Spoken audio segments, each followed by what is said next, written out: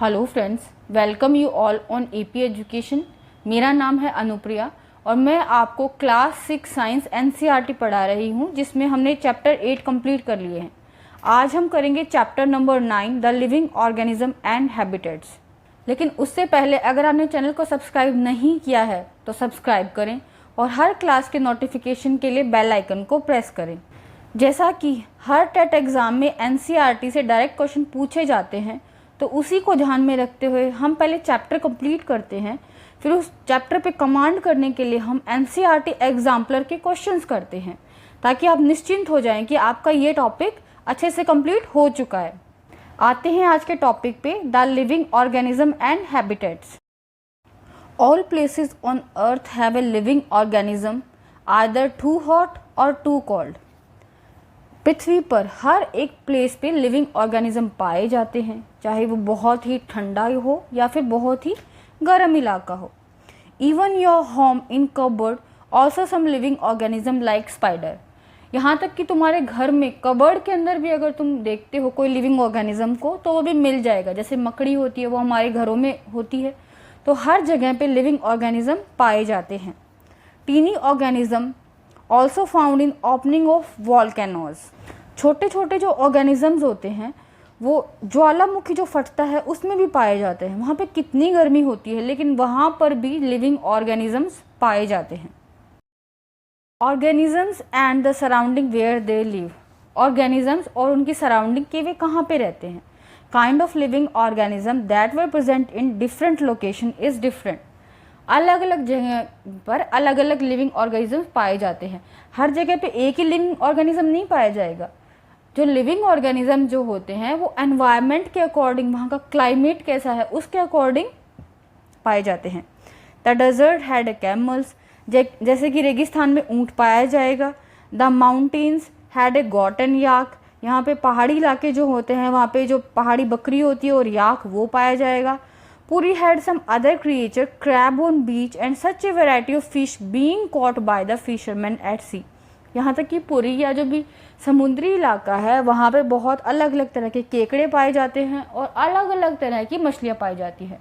इस तरह से अलग अलग जगह पे अलग अलग लिविंग ऑर्गेनिज्म पाए जाते हैं वहाँ के क्लाइमेट को देखते हुए। And there did seems to be some creatures like ants that were present in all these different regions. कुछ ऐसे creatures भी होते हैं जो कि इन सभी जगह पे पाए जाते हैं। जैसे कि चींटी जो है वो हर एक लोकेशन में पाई जाती है, चाहे वहाँ का क्लाइमेट कैसा भी हो। The kind of plants found in each of these regions were so different from the plant of other region. यहाँ तक कि जो प्लांट्स जो होते हैं वो भी क्लाइमेट के अकॉर्डिंग पाए जाएंगे। एक क्लाइमेट में अलग प्लांट होंगे तो दूसरे में अलग होंगे। Habitat and adaptation. In sea plant and animal are surrounded by saline water. जो समुद्र में जो होता है, क्योंकि समुद्र का पानी खारा होता है, तो प्लांट और एनिमल्स के चारों तरफ क्या है, सैलाइन वाटर है, खारा पानी है। Most of them use the air dissolve in water. वो प्लांट्स और एनिमल्स क्या करते हैं, क्योंकि वाटर में एयर डिजॉल्व रहती है तो वो एयर को यूज कर लेते हैं। जो एयर वाटर में डिजॉल्व है उसको वो यूज़ कर लेंगे अपने रेस्पिरेशन के प्रोसेस में। In desert there is very little water available in desert. बल्कि रेगिस्तान में जहाँ पे बहुत ही कम पानी मिलता है, it is very hot in day time and very cold at night. ये दिन में बहुत गर्म रहता है और रात को ठंडा हो जाता है, क्योंकि दूर दूर तक मिट्टी होती है, वो रात को ठंडी हो जाती है रेगिस्तान में। The animals and plant of desert live on the desert soil. अब जो एनिमल्स और प्लांट्स होंगे डेजर्ट में वो कहाँ रहेंगे, डेजर्ट की सॉइल पे, रेगिस्तान की मिट्टी पे ही तो रहेंगे। ब्रीथ एयर फ्रॉम सराउंडिंग, अपने सराउंडिंग से एयर लेंगे। The sea and the desert are very different surroundings and we find different kind of plant and animal in these two region. एक सी है, एक समुद्री इलाका है, और एक रेगिस्तान का जो इलाका है, इनमें बहुत ज़्यादा डिफरेंस देखने को मिलता है। और यहाँ पे प्लांट और एनिमल्स भी जो पाए जाते हैं उनमें भी डिफरेंस देखने को मिलेगा, वो भी अलग अलग तरह से अडेप्टेड होते हैं। Let us look at two different kind of organism from desert and sea, a camel and a fish. हम दो एनिमल्स को पढ़ेंगे, एक कैमल है और एक फिश है। कैमल जो कि डेजर्ट में रहता है और फिश जो कि समुद्र में रहती है। Camel, the body structure of camel had to survive in desert conditions. Camel की जो बॉडी होती है वो इस तरह से बनी होती है कि वो ईजिली डेजर्ट में सर्वाइव कर पाता है। Camel have a long legs which help to keep their bodies away from the heat of sand. Camel के क्या होते हैं, लॉन्ग लेग होते हैं जो कि मिट्टी से आने वाली जो गर्मी है उससे बचाते हैं। They excrete small amount of urine, their dung is dry and they do not sweat. वो बहुत ही कम मात्रा में यूरिन का प्रोडक्शन करते हैं और उनका जो डंग जो होता है वो बहुत ड्राई होता है और वे स्वेट भी नहीं करते, उन्हें पसीना भी नहीं आता।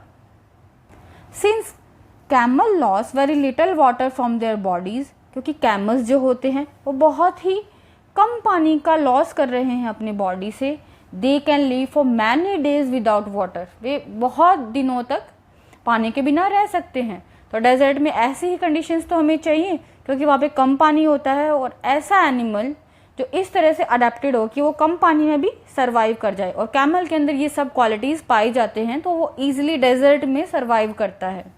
Streamline shape of fish help them to move inside water as we discuss in chapter 8।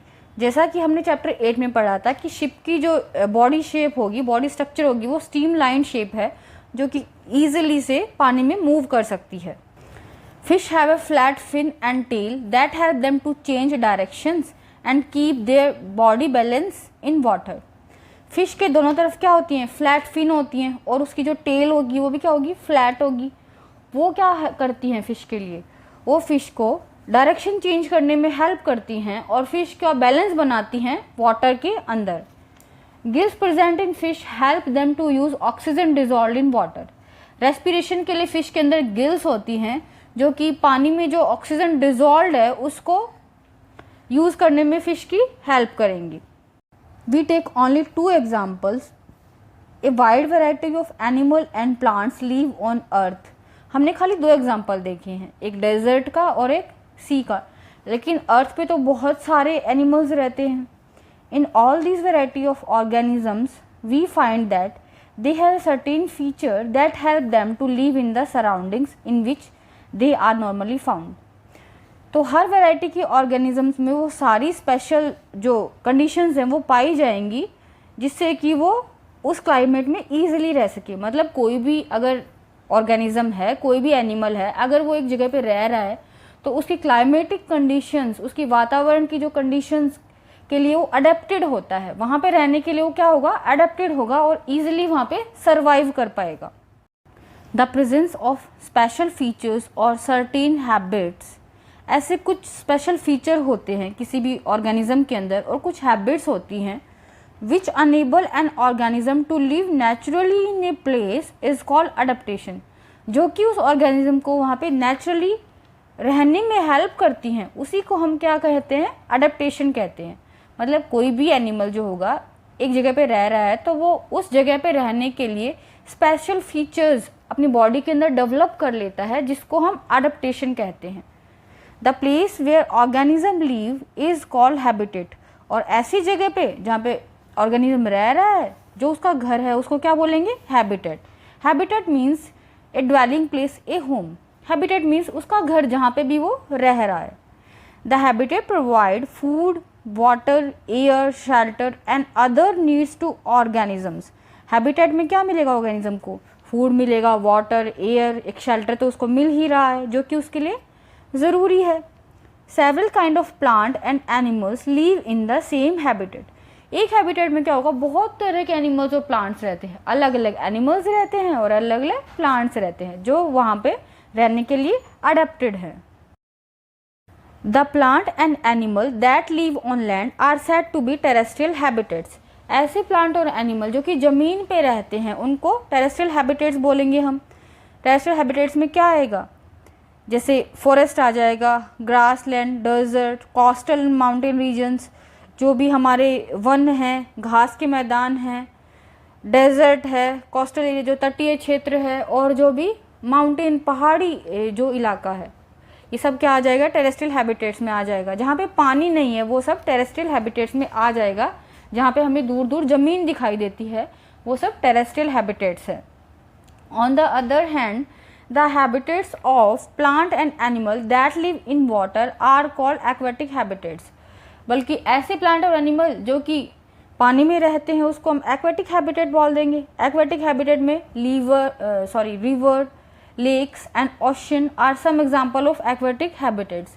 ये कुछ एग्जांपल हैं एक्वेटिक हैबिटेट्स के, जो कि हमारी झीलें हैं, नदियां हैं, समुद्र है, जो भी पानी में जीव जंतु रहते हैं वो सब एक्वेटिक हैबिटेट्स में आ जाएंगे. The organisms both plant and animal living in a habitat are its biotic components. Plant और एनिमल जो होते हैं और कोई भी लिविंग थिंग है वो उस जगह के क्या है, बायोटिक कंपोनेंट्स हैं. The non living thing such as rock, soil, air and water in habitat constituent its abiotic component. बल्कि जो नॉन लिविंग थिंग्स हैं वो वहाँ का ए बायोटिक कंपोनेंट बनाते हैं.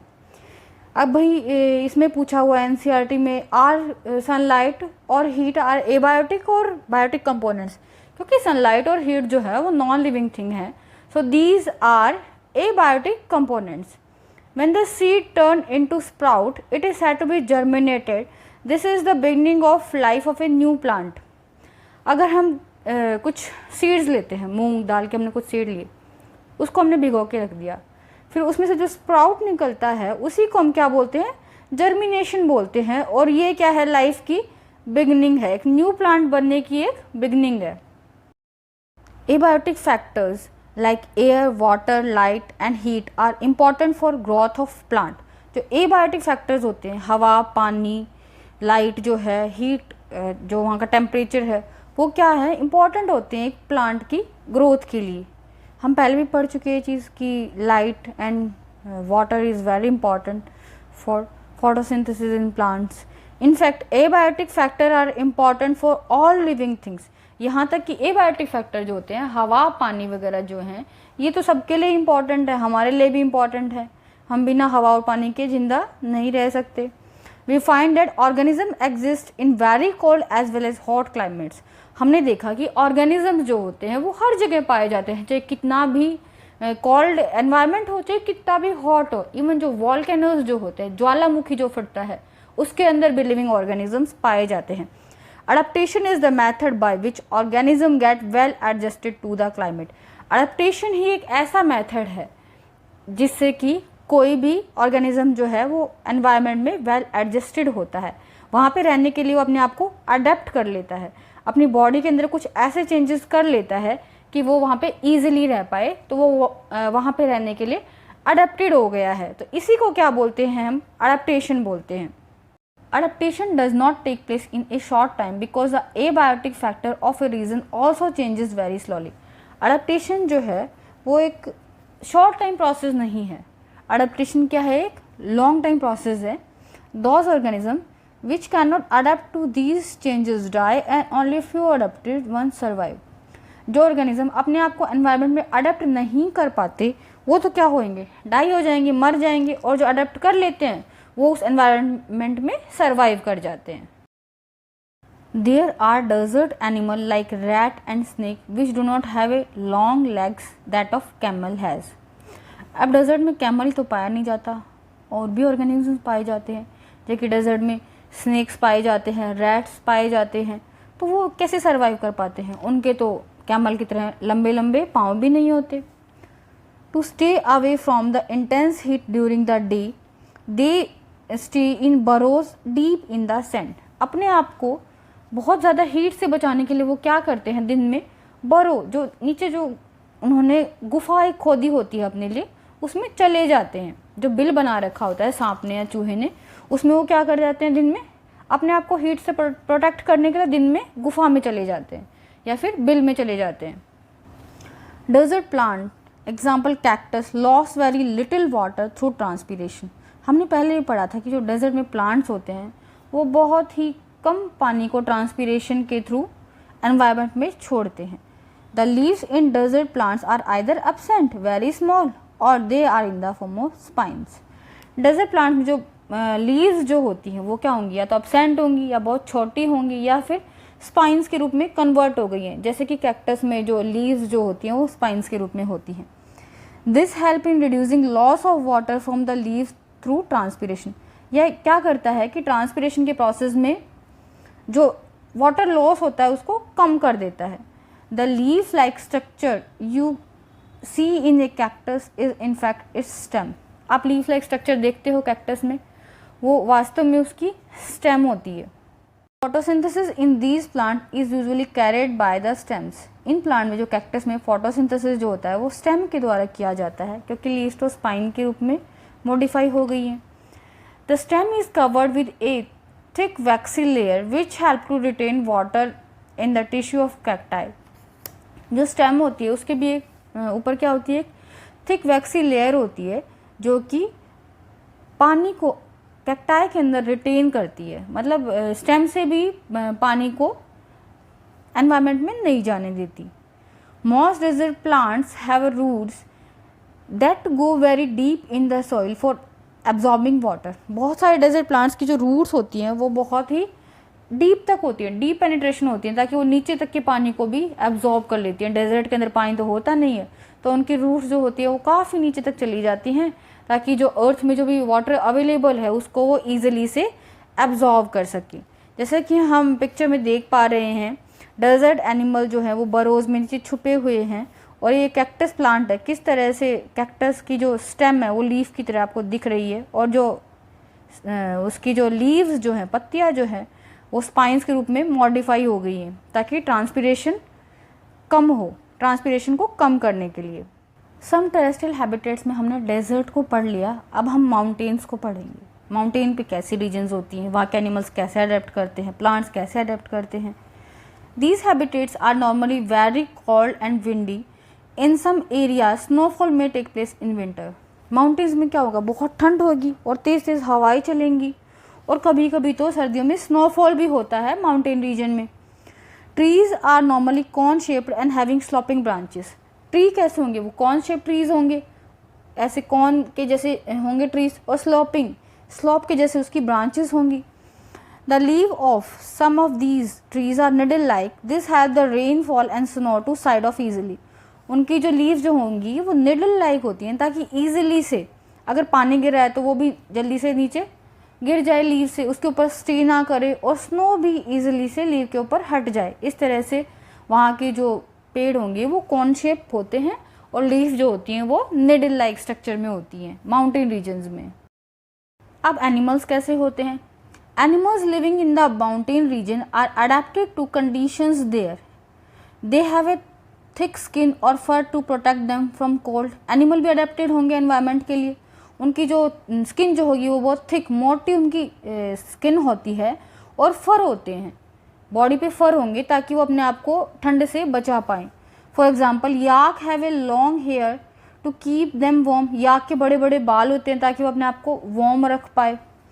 Snow leopard has a thick fur on its body including feet and toes. Snow leopard जो होता है उसके क्या होगी, फर होंगे, मोटे मोटे फर होते हैं उसके ऊपर, ताकि अपने आप को ठंड से बचा पाए। उसकी टोज पे भी होते हैं, फीट्स पे भी क्या होंगे, थिक फर होते हैं।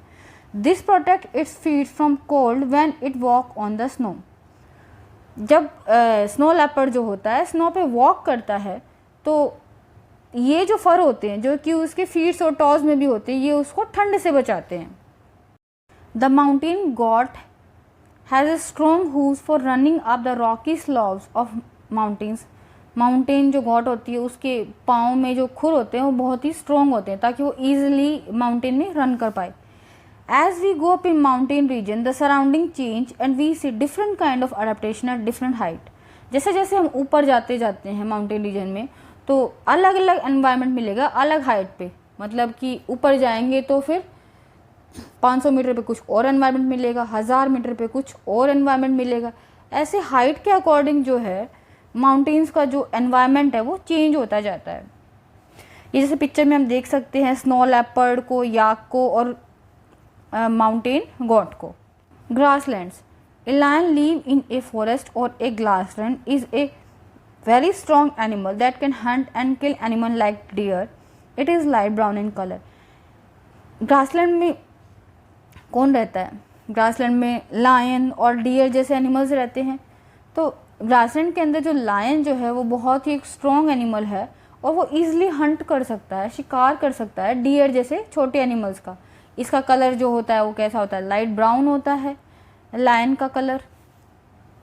It's light brown colour help it to hide in dry grassland when it hunt to prey. उसका जो लाइट ब्राउन कलर होता है वो क्यों होता है, क्योंकि वो अपने आप को ईजिली हाइड कर पाए किसी भी प्रे को पकड़ने के लिए। प्रे क्या होता है, एनिमल टू ईट, जिसका वो शिकार करेगा, उससे ईजिली छुप पाए और अपने सराउंडिंग्स के जैसा वो हो जाए, इसके लिए उसका लाइट ब्राउन कलर होता है। The eyes in front of face allow to have a correct idea about the location of prey. जो लायन की आईज जो होंगी वो फ्रंट में होती हैं ताकि वो आराम से आइडिया लगा पाए कि उसका प्रे जो है, उसका शिकार वो कितना दूर है। तो इस तरह से लायन भी अडेप्टेड होता है ग्रासलैंड में रहने के लिए और अपने शिकार का शिकार करने के लिए ऐसी कंडीशंस उसके पास होती हैं कि वो ईजिली से ऐसा कर सकता है। A deer is another animal that live in forest and grassland. It has a strong teeth for chewing hard plant stems of forest. A deer need to know about the presence of predator in order to run away from them, not become their prey. अब क्या होगा, अब क्योंकि एक हिरण जो है उसका शिकार कौन करेगा, लायन करेगा। तो अब हिरण के अंदर क्या होंगी, बचने की क्वालिटीज़ होंगी कि वो कैसे उससे बचे, लायन से कैसे अपने आप को बचाए।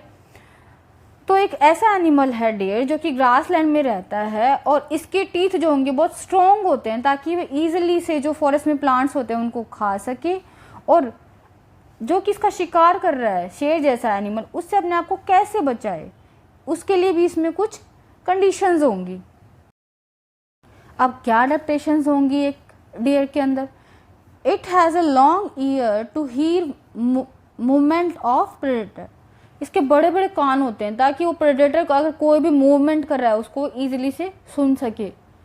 The eyes on the side of head allow it to look in all directions for danger. अब जो एक हिरण की आंखें होती है वो साइड में होती है, क्यों होती है साइड में, ताकि वो चारों तरफ देख सके कहीं डेंजर तो नहीं है, कहीं खतरा तो नहीं है, कहीं शेर तो नहीं बैठा उसको खाने के लिए। The speed of deer help them to run away from the predators. अब डियर जो है वो बहुत तेज़ दौड़ता है तो वो ईजिली से इतनी उसकी स्पीड होती है कि वो शेर से बच सकता है। इस तरह से एक हिरण जो होगा वो अलग तरह से अडेप्टेड है अपने एनवायरनमेंट के लिए, और एक लायन जो है वो अलग तरह से अडेप्टेड है। तो ये ग्रासलैंड के दो जो एनिमल्स थे जो कि लायन और डियर, इनको हमने डिटेल में पढ़ा। The living organism the characteristics and habitats में हमने ज़्यादातर पोर्शन कंप्लीट कर लिया है। अब इसमें सम एक्वेटिक हैबिट्स बचती हैं और जो लिविंग ऑर्गेनिज्म के कैरेक्टरिस्टिक्स होते हैं वो एक थोड़ा सा पोर्शन बचता है जिसको हम करेंगे नेक्स्ट क्लास में। अगर आपको समझ में आ रहा है, वीडियो पसंद आ रहे हैं, तो चैनल को लाइक शेयर एंड सब्सक्राइब करें और हर क्लास की नोटिफिकेशन के लिए बेल आइकन को प्रेस करें। Thank you.